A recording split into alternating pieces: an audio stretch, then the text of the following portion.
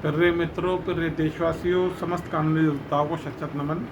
अब जैसे कि बहुत चर्चित मैटर है, पिछले कुछ दिनों से आप देख ही रहो, 27 जुलाई 2024 को जो कोचिंग सेंटर में ओल्ड राजेंद्र नगर में किस्सा हुआ, इसके ऊपर हम कुछ टिप्पणी करेंगे। और अभी तो एक मैं वीडियो देख रहा था, हमारे एक कानूनी अधिवक्ता है अशोक शर्मा जी यहाँ पे TCRE कोर्ट में, उन्होंने भी बात रखी है कि बरसाती दिल्ली पुलिस की दया से बचा बरसाती पानी जेल जाने से। और अगर दिल्ली पुलिस की कृपा नहीं होती तो बरसाती पानी को शायद जेल काटनी पड़ती और मुकदमे का सामना करना पड़ता और स्वयं इंद्रदेव को आना पड़ता इस मुकदमे की पैरवी के लिए, क्योंकि बरसाती पानी के लिए और तो कोई आता नहीं, इंद्र देवता को आना पड़ता कि बरसात करवाने वाले तो इंद्र देवता ही होते हैं। तो आज इसी से साथ शुरू करते हैं। समस्त कानूनी तो सत नमन करता हूँ कि ये जो अब ये मुद्दा चल रहा है, ये एक बहुत गहन मुद्दा है। ये एक ऐसा मुद्दा है, ज्वलनशील मुद्दा है, बन गया है, जो कि चल तो पिछले काफ़ी सालों से रहा है। 25-30 सालों से दिल्ली में चल रहा है। कांग्रेस की और आम आदमी पार्टी की 25 साल से दिल्ली में सरकार है और पूरे भारत के अंदर ही लगभग इस तरीके के स्कैम हो रहे हैं। कहीं ना कहीं लोग शोषित हो रहे हैं, लेकिन जब तक मुद्दा इस देश के अंदर राजनीतिक नहीं बनता तब तक वो मुद्दा न्यायालय की उच्च न्यायालय तक पहुँचता नहीं है और उच्च न्यायालय से कोई ऐसे ऑर्डर नहीं आते जिसका जनता, इस देश की करोड़ों जनता रोज़ प्रतिदिन इंतजार करती है। इस मुद्दे के अंदर अभी हाई कोर्ट ने निर्देश दिया है कि इन्वेस्टिगेशन ट्रांसफ़र करिए CBI को, दिल्ली पुलिस से लेके इस टिप्पणी के साथ कि एक गाड़ी चलाने वाला व्यक्ति रोड से जा रहा था, जो कि रोड टैक्स देता है, सब तरह के टैक्स दे रहा है, और वो गाड़ी के चलने से पानी अंडरस्टूड है कि इधर उधर जाएगा ही। उसके ऊपर इन्होंने, पुलिस ने केस बना के उसको अरेस्ट कर लिया। दूसरा, उसको इलीगल बताया। पुलिस के ये कंडक्ट नज़र आता है कि जो इतना हाई प्रोफाइल मैटर है, जिसको पॉलिटिकल मैटर है, राज्यसभा में लोकसभा में उठ रहा है, उस मैटर में पुलिस की इन्वेस्टिगेशन का कंडक्ट क्या है, तो अंदाज़ा लगा सकते हो कि जो लाखों FIR की इन्वेस्टिगेशन दिल्ली पुलिस कर रही है उसकी हालत क्या होगी। दूसरा, कोर्ट ने ये बात बोली कि CBI में ट्रांसफ़र होगी और CBI की भी इन्वेस्टिगेशन पे पूरी तरीके से खुद हाई कोर्ट को वो नहीं है ट्रस्ट। उसके बाद उन्होंने बोला कि CVC लेवल का भी एक मेंबर इसको मॉनिटरिंग करेगा।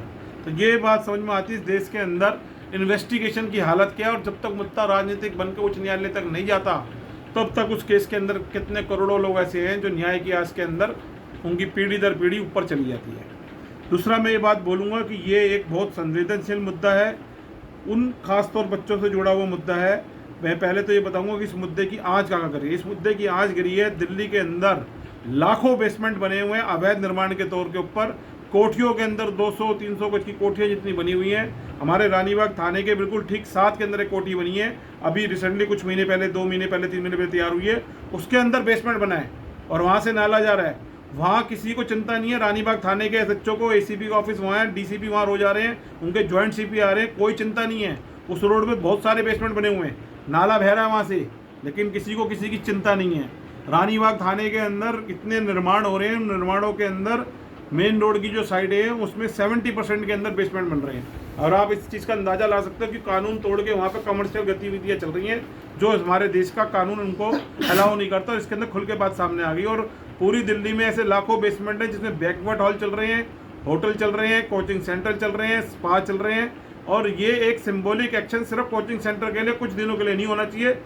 समस्त दिल्ली की जितने भी बैंक ये बने हुए हैं बेसमेंट्स जो इलीगल चल रहे हैं, उन सब को नोटिस देना चाहिए सरकार के द्वारा, MCD के मेयर के द्वारा, दिल्ली सरकार के द्वारा, LG साहब के द्वारा और दिल्ली पुलिस के कमिश्नर के द्वारा उनके ऊपर FIR दर्ज करनी चाहिए कि वो बेसमेंट कैसे बने, किसके संरक्षण में बने, और उनको एक फाइनल नोटिस देना चाहिए कि वो मिट्टी से उस बेसमेंट को भरें, बेसमेंट के ऊपर लेंटर डालें, उसको बंद करें, उसकी फ़ोटो वहाँ पे संबंधित कार्यालय में जमा कराएं और ये एफिडेविट अंडरटेकिंग दें कि उन बेसमेंट्स के अंदर दोबारा कोई कमर्शियल गतिविधि वो नहीं चलाएंगे। तब जाके ये सही मायने में होगा इसका। और फाइन जमा कराएं, क्योंकि जो बेसमेंट बनाने के अंदर जो मिट्टी का खनन घोटाला दिल्ली में चल रहा है, आज होटल, मैं कहता हूँ हॉस्पिटल्स बन रहे हैं, मल्टी लेवल पार्किंग बन रही हैं, वो जो मिट्टी का घोटाला देश के अंदर चल रहा है, दिल्ली के अंदर खास तौर से जितने मॉल्स बन रहे हैं, वो सोसाइटियाँ बन रही हैं, वो मिट्टी कहाँ जाती है, कहाँ क्या होता है, ये काम रात के 12 बजे से लेकर 4 बजे तक चलता है। ये एक अपने आप में स्कैम है।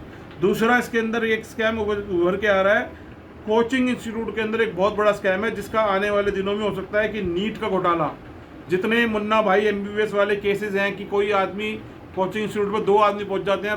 रानीबाग थाने में ऐसा स्केच हुआ था, न्यू सचदेवा PT कॉलेज के अंदर 20/5/17 को, जब चेन्नई से काउंसलिंग टीम आई थी और उन्होंने 100 नंबर की कॉल करी, उसके अंदर जो है पहले ऐसे साबरमल को लगाया गया, फिर ऐसे ही परवीन को लगाया गया और इन्होंने उस मैटर को सुप्रेस करके रात को 12 बजे छोड़ दिया।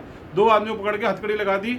ऐसे बहुत सारे स्कैम हो रहे हैं जो डाक खाने में भर्ती के लिए एक वो था, उस पर आज तक कोई सीबीआई की जांच नहीं करी, सब कंप्लेंट करेगी, सब मैटर को दबा दिया गया। ऐसे हजारों मैटर रोज दबा दिए जाते हैं। तो ये भी चीज़ चाहता हूँ कि इस मैटर को भी रीओपन किया जाए। दूसरा कि गाद का स्कैम जो अखबार के अंदर आ रहा है, 9 लाख मीट्रिक टन स्कैम बता रही है भारतीय जनता पार्टी और उनके नेता दिल्ली के अध्यक्ष वीरेंद्र सत्ता जी। अखबार में भी कटिंग है, नवभारत टाइम्स में। तो ये बात एक बड़ी बात है कि 9 लाख टन गाद अगर नालों से निकाली गई है तो फिर ये 9 लाख टन गाद गया कहाँ दिल्ली के अंदर, ये एक अपने आप में स्कैम है। सैटेलाइट के लिए दीजिए, अगर लैंडस्लाइड फिल पे ये नहीं गया तो ये 9 लाख टन जो गाद है ये कहाँ गई, इसके ऊपर एक कई एफआईआर दर्ज होनी चाहिए। दिल्ली के 250 पार्षदों के ऊपर एफआईआर दर्ज होनी चाहिए, विधायकों पे, एमपी पे, सब पे दर्ज होनी चाहिए, पुलिस पे, स्थानीय एजेंसी पे, हजारों कारीगर पे। सबसे उनसे सफाई बयान लिया जाए जिन लोगों ने ये गाद निकाली है, कहाँ गिरी, उसके आसपास के जो वेंडर्स होते हैं, दुकानदार हैं, पड़ोसी हैं, उन सबके बयान लिए जाए। ये एक बहुत बड़ा स्कैम है। अगर ये ऐसा स्कैम हुआ है तो इसके अंदर दिल्ली सरकार भी आएगी, दिल्ली के मेयर भी आएंगे, दिल्ली के मंत्री भी आएंगे और ये पिछले 25 साल तक की सारी समीक्षा होनी चाहिए कि ये गाद का स्कैम है। और उसके अंदर खाली सरकारी तंत्र के बयान नहीं होने चाहिए, जहाँ पे ये उन कर्मचारियों ने निकाल के गाद गिराई उसके आसपास के लोगों के बयान दर्ज होने चाहिए। और स्पेशल एक इन्वेस्टिगेशन टीम होनी चाहिए जिसको सीधा डायरेक्ट प्रधानमंत्री कार्यालय मॉनिटर करे, क्योंकि देश के अंदर आम आदमी तो लड़ ही नहीं सकता भ्रष्टाचार। दूसरा, जो ये कोचिंग के पढ़ने वाले बच्चे हैं, इनको जो पेइंग गेस्ट जो दिए जाते हैं जो दिल्ली के अंदर बने हुए हैं प्राइवेट संस्थानों में, वो आल्सो जो है क्या कहते हैं कि अवैध निर्माण के जुरिक्शन के अंदर बने हुए हैं, छोटे छोटे कमरों में बने हुए हैं, ना उनकी कोई सुरक्षा है, ना अच्छा खाने, उनको अनहाइजीनिक फूड दिया जा रहा है। बहुत सारे 90% उसके अंदर आग के ऊपर बच्चे बैठे हुए, ढेर के ऊपर। आपने मुखर्जी नगर का आग का हादसा देखा।